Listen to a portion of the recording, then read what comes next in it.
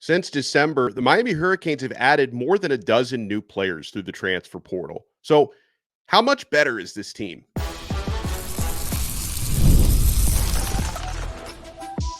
You are Locked On Canes, your daily podcast on the Miami Hurricanes, part of the Locked On Podcast Network, your team every day. Happy Mother's Day. I am Alex Donno, University of Miami alumnus, longtime South Florida sports radio vet, and writer for allhurricanes.com. Thank you so much to the everydayers for making Locked On Canes your first listen and your first watch today. We are free wherever you get your podcasts. We're available free on YouTube. We're part of the Locked On Podcast Network, your team every day. On this episode, I will examine some over-unders on individual player stats and team stats for the Miami Hurricanes. Going to talk about returning players, Hurricanes who were on the team last year, who I believe are improving their stock heading into next season. But yeah, we have to talk about the impact of this transfer class. You know, I know some people will say, not enough continuity. You hear that a lot from Florida State fans who are looking at Miami like, you guys added too many players. How good do you think you could be? Well, a couple of things there. Florida State has actually added 3 more transfers than Miami has, 17 incoming versus 14 incoming.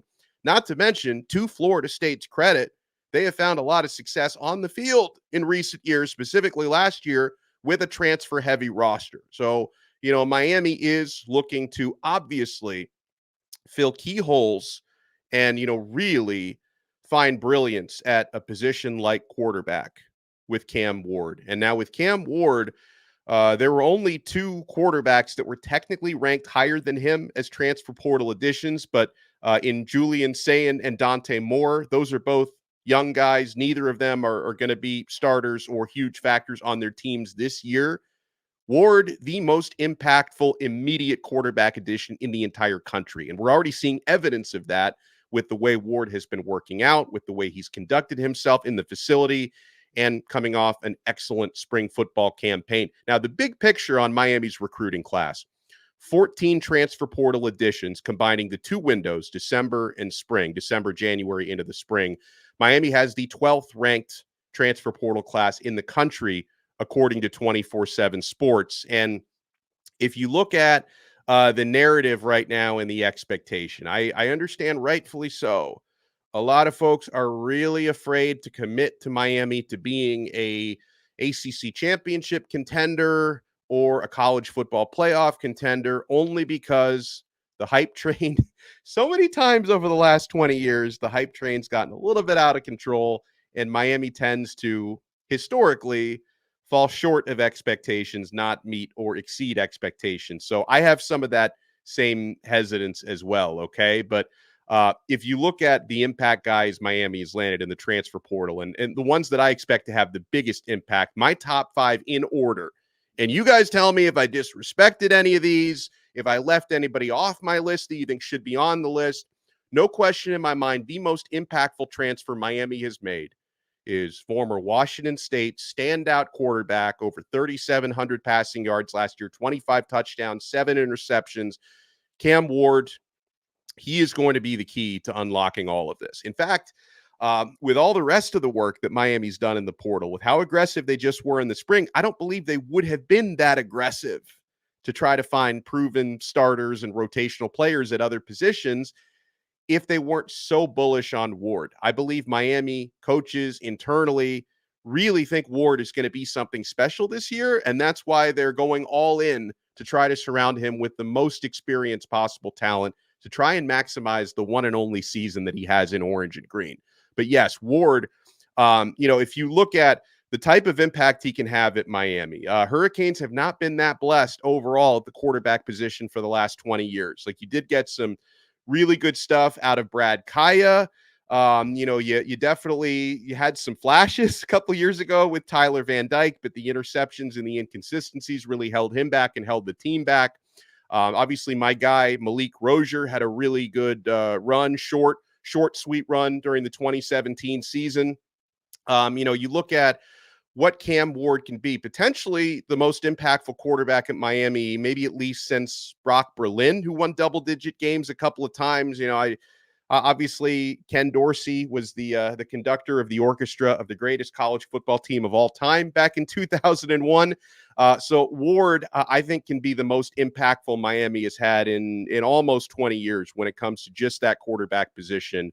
He's got the ability to improvise and make plays like a De'Aaron King, who Miami had a good season from a few years ago. The first year, the second year, he got hurt. Then it became the Tyler Van Dyke show. But Cam Ward, he's got some tools that King did not have. He's got better size. He's got a stronger arm. De'Aaron King did not have some of those gifts, where Cam Ward is a true NFL prospect. He's going to be an NFL quarterback a year from now. He's going to get drafted. Depends on how high, but he will be drafted. Obviously, with De'Aaron King, he did not have that sort of NFL future. So Ward really already having prerequisite knowledge of this sort of an offense. Shannon Dawson, not pure air raids, but he comes from that Hal Mummy, Mike Leach coaching tree that has been the tree of every coach in OC that Cam Ward has worked with to this point, going back to Incarnate Word, going back to his high school days, going back to Washington State these last couple of years. He's already got prerequisite knowledge and fit within this type of an offense. He's going to have offensive line talent at Miami that he did not have at Washington State. That was a weak point of that football team.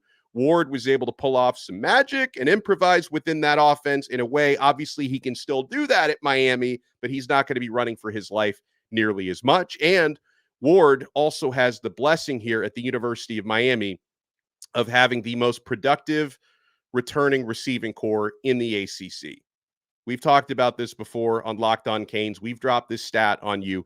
No other team in the ACC has 3 returning receivers who had at least 800 receiving yards. Heck, even at least 500 receiving yards apiece last year. Miami's got 3 guys who were all over 800 a year ago, with Sam Brown, who came in through the transfer portal, Jacoby George, who had nearly 900 receiving yards last year, and Xavier Restrepo, who had over 1,000 last year. I also believe Miami has an ascending tight end room, which is going to aid Ward in his quest to have his best year, hopefully win some stuff down here in Miami, raise his NFL stock. Cam Ward, to me, not only is he the most impactful transfer on the Miami Hurricanes football team, I think he's going to be the most impactful transfer in the ACC, and he's going to be in that conversation around the country, right? There's obviously some really good players out there, running backs and defensive backs who have changed teams, but I think Ward is going to be in that conversation. And you think about the way that Ward already raised the expectations when you started to see the Vegas over-unders drop, the win totals for Miami for next year. The number is 9.5, which is a big number. It's a big number for a team that hasn't won more than 9 games since 2017. And that's the only time they've done it in the last, 19, 20 years. So 9.5 is a big number. But I will note, the number of 9.5 over-under for Miami, that came out, I think, shortly after Cam Ward picked the Miami Hurricanes. And since that time, Miami has also added impact guys like Damien Martinez and Simeon Barrow and Sam Brown and Jalen Alderman, and the number is still 9.5. So if you were thinking about taking the over before, if you're taking the under, that's fine. Do you, okay? But if you were thinking about taking the over before and you hadn't locked it in yet, the number is still 9.5, and Miami has made their team better, not worse, since Cam Ward arrived in January. So think about that. Most impactful transfer at the U. My number 2 for me is Damien Martinez, just running back out of Oregon State. Just an outstanding football player, okay? 1,185 yards this past year. He's a big back at 237 pounds, perfect for a Mario Cristobal offense. He's the type of featured back that gets stronger as the game goes on. Now, there's going to be maybe a little bit of pressure off of Martinez, especially once Mark Fletcher is healthy. Miami is going to be able to use a little bit more of a 2-headed attack. And it's not just a 2-headed attack, because guys like Chris Johnson and A.J. Allen are also ready to contribute. Chris Wheatley-Humphrey and Jordan Lyle as freshmen. But Damien Martinez, that's going to be the guy who starts the show here. That's going to be the starting running back week 1 against Florida. And Martinez, to me, I think he makes Miami's offense, he adds the sort of balance, right? Because the passing game is going to be strong with Ward. Martinez offers a dimension. Again, Ward, not only did he not have an offensive line last year at Washington State that he has here at Miami, also did not have the sort of running back talent that he has with Martinez. It's going to make his life a lot easier. I mean, DJ Uiagalelei had a pretty good season at Oregon State last year. A big reason why DJU was successful with the Beavers was because his top running back was Damien Martinez. For my number 3, I go Simeon Barrow, the defensive tackle out of Michigan State. That was a big area of need and a big area of emphasis for the Hurricanes in the transfer portal. I believe Barrow comes in as an instant impact starter at Miami, and he's going to help stabilize one of the most important positions on the football field. I know football has changed and evolved since Miami's glory days, but if you look at Miami's glory days, you always had top-tier dominant defensive tackles, and, Barrow has an opportunity to establish himself here at Miami.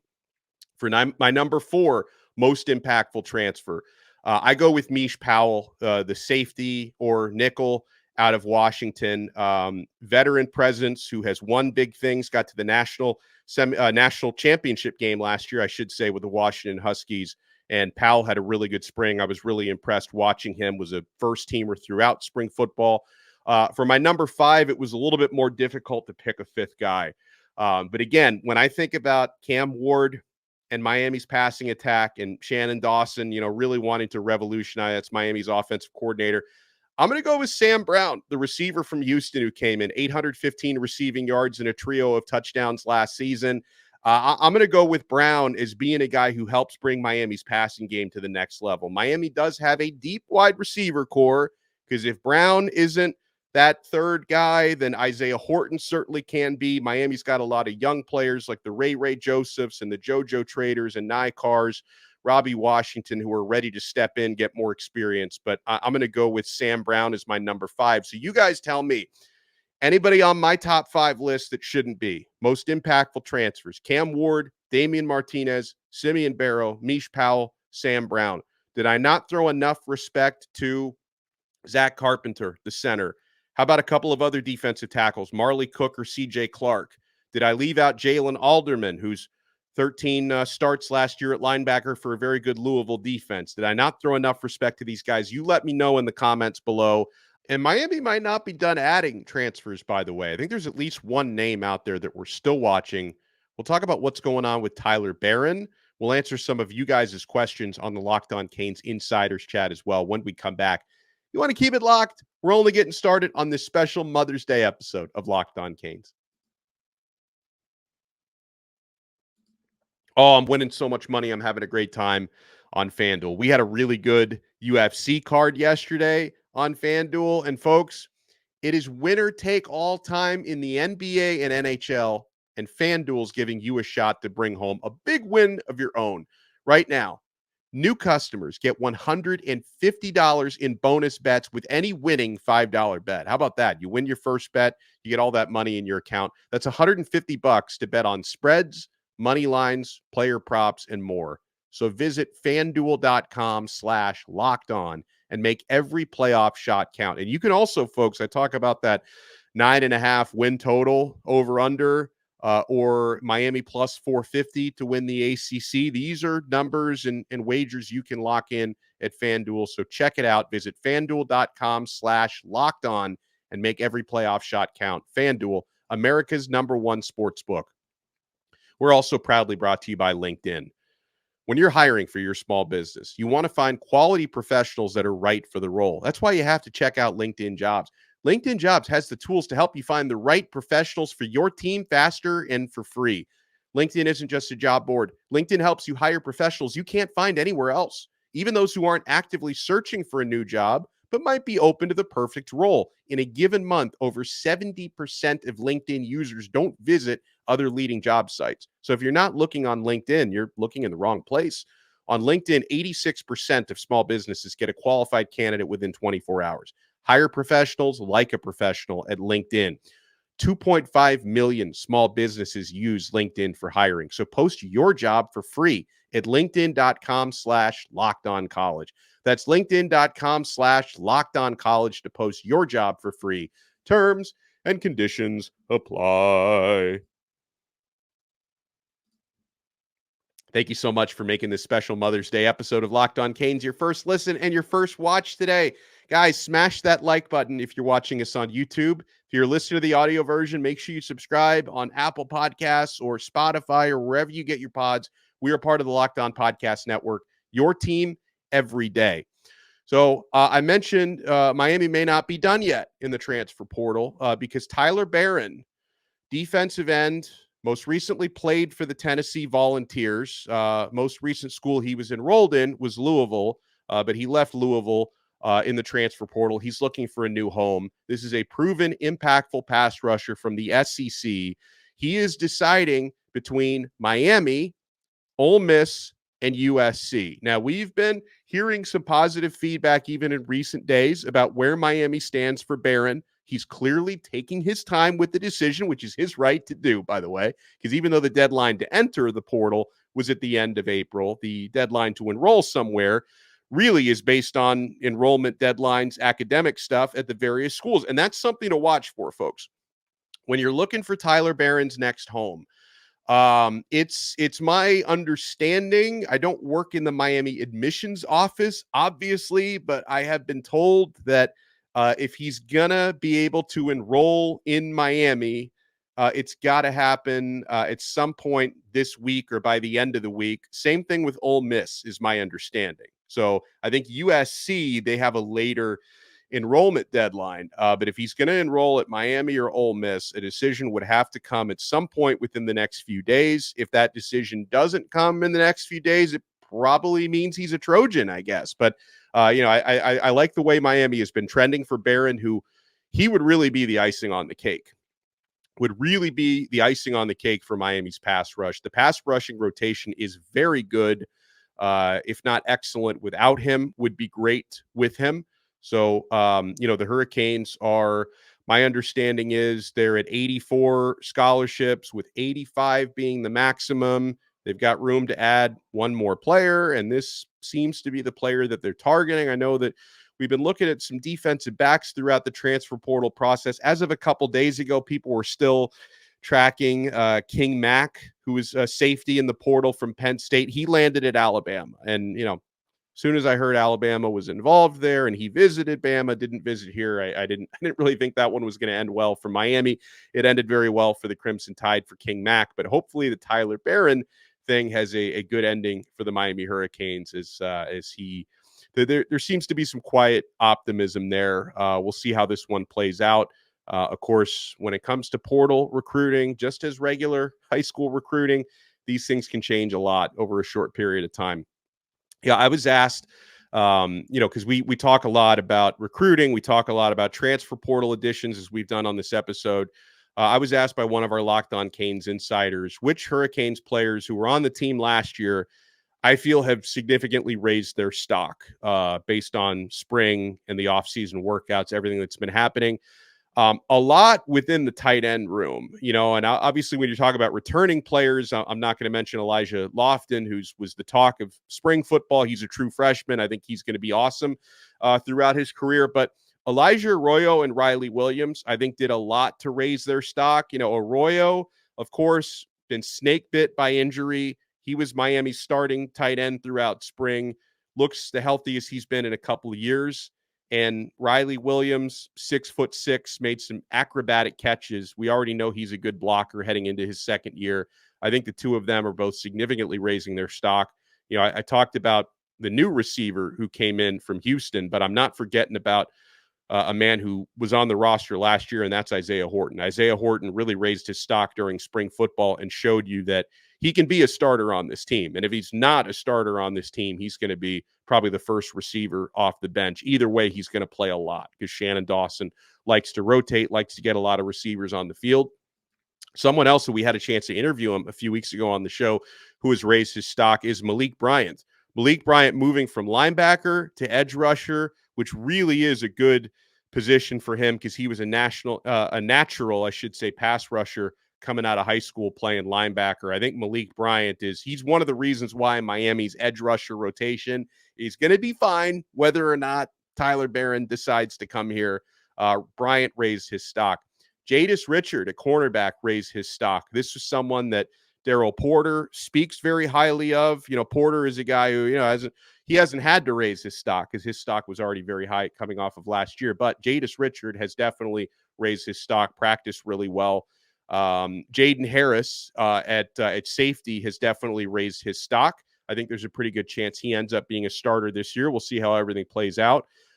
Someone who I don't think is going to be a starter, but has definitely raised his stock at the linebacker position is Popo Aguirre.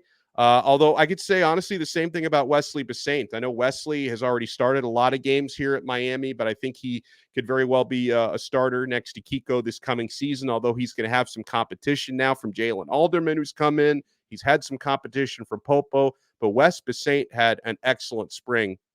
I thought conducted himself really well on and off the field. You can see the leadership growing for him. And a couple of them on the offensive line, Samson Okunlola, the pancake honcho, and Matthew McCoy. The two of them are definitely possibilities to start at the open left guard position. I thought both of them had a really good spring and raised their stock.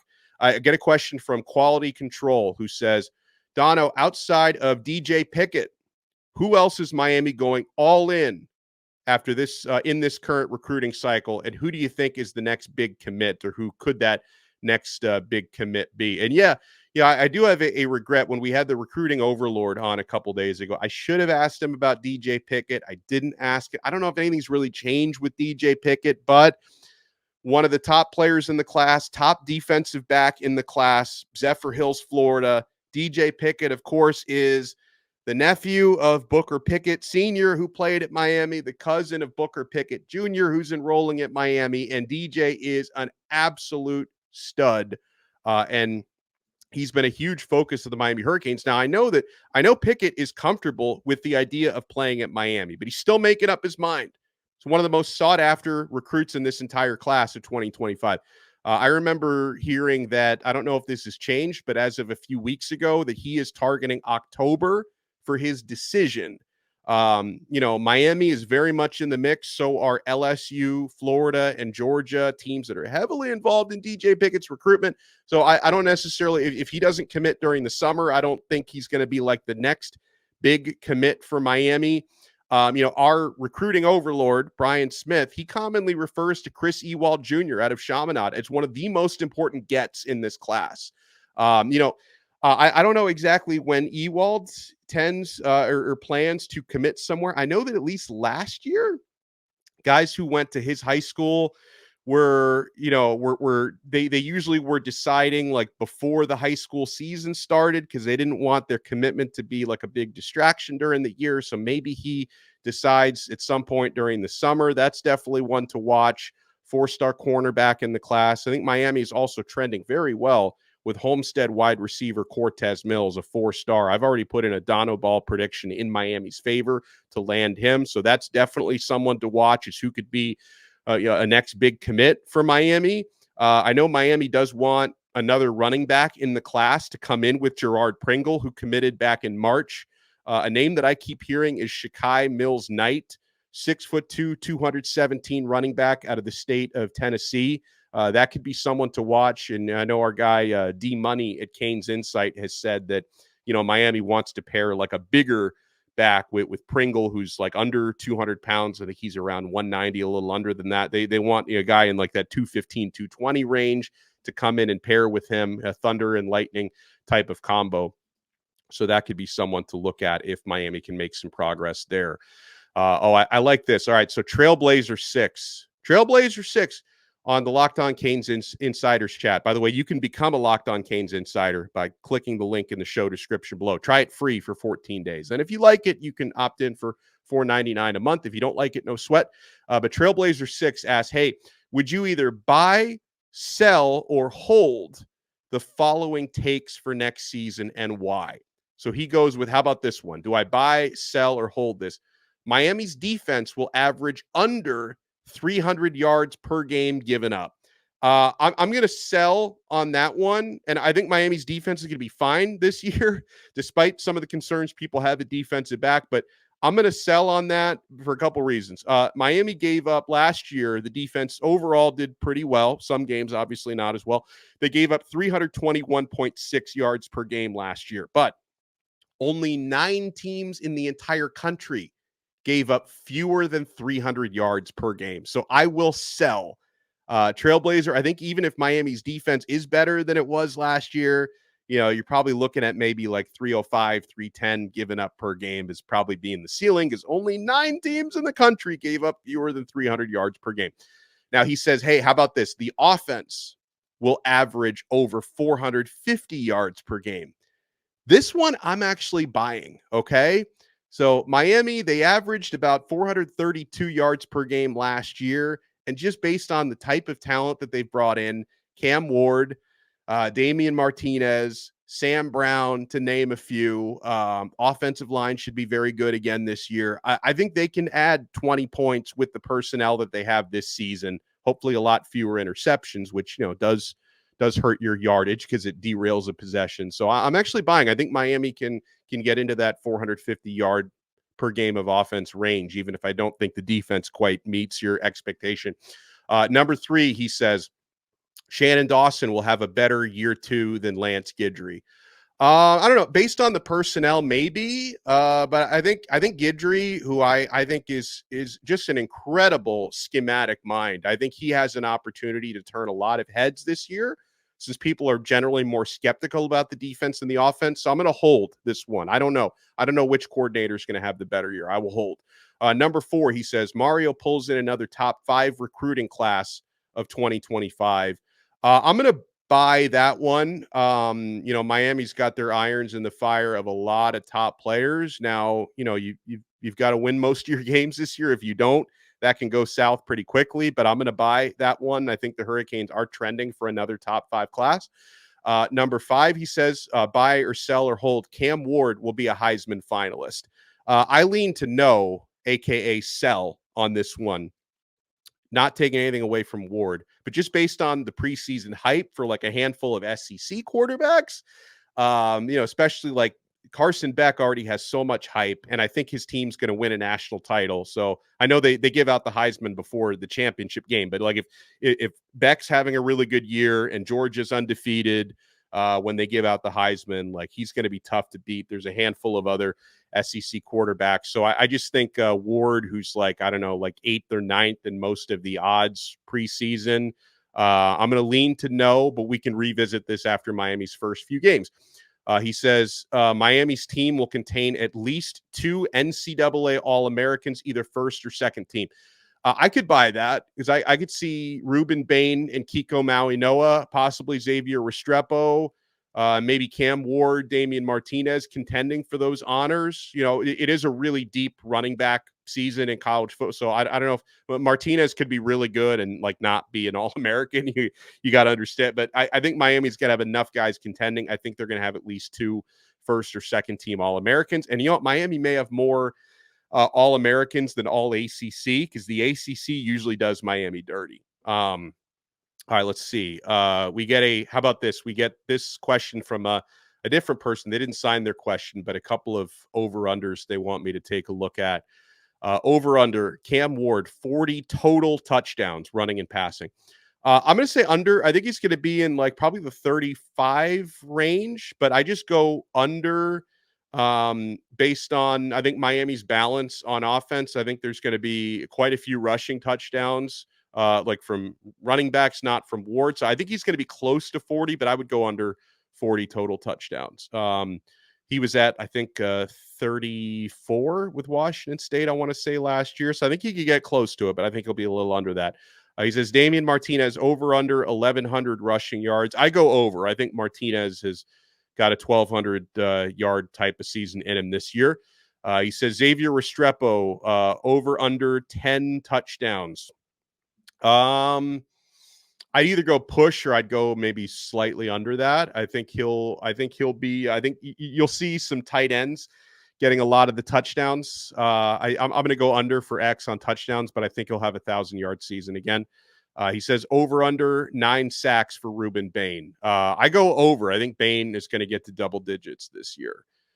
We get a question from Dat Dude 239 who says, Donno, I have a question for you, something a little different.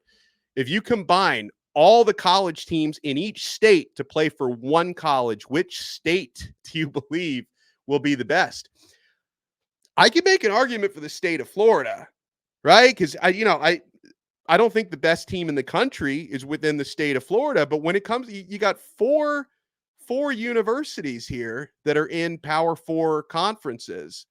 I don't think any other state has that, right? I mean, obviously you've got, you've got states with a couple of great teams. Well, maybe California. California probably has that many in Power 4. So California and Florida might be battling it out there. Maybe Texas. But you think about, like, obviously, I think Georgia is the best team in the country. But what would you combine Georgia with Georgia Tech? If you were to do like a combined starting 22 between Georgia Tech and Georgia, it would be all Georgia players. Like, I don't think anyone from Georgia Tech is helping that team so much. And Georgia Tech, I don't think it's that awful, but and oh man, well, people are going to bring jokes about how they beat Miami last year, but you get what I'm saying. Like Michigan, and Michigan State, Ohio, they've got Ohio State and Cincinnati are the major college teams. Alabama, Auburn, and Alabama, but that's 2 major programs. I don't know, man. The state, if you combine the rosters of Miami, Florida State, Florida, UCF, there's some good players on USF as well. I'm going to drink the Kool-Aid for the Sunshine State. I think the Sunshine State could put up a fight. Maybe with UCLA and USC, although Cal and Stanford, or well, Jaden Ott, though the running back at Cal, Ott, it could probably be the starting running back there. But I think I'd probably go the state of Florida on that one. All right, folks, thank you so much for sending in some awesome questions. I appreciate you guys. Smash that like button. Make sure to spend as much time with your mothers and your wives and your grandmothers today. Happy Mother's Day to all. I hope you guys enjoy it. And on Monday, so I'm doing morning radio on Monday. I'm filling in for Joe Rose on 560 WQAM. So Locked On Canes tomorrow, we'll do it live at 11:30 a.m. Larry Bluestein's going to join me. So 11:30 a.m. tomorrow. I'm going to drink a lot of coffee because I'm going to be up at 4:30 in the morning tomorrow to do morning radio. I'm going to drink a lot of coffee, pound the cafecito, and 11:30 a.m. live with our boy Blue, Larry Bluestein. So you want to check that out on Monday. We will talk to you then on another episode of Locked On Canes, part of the Locked On Podcast Network. Your team every day.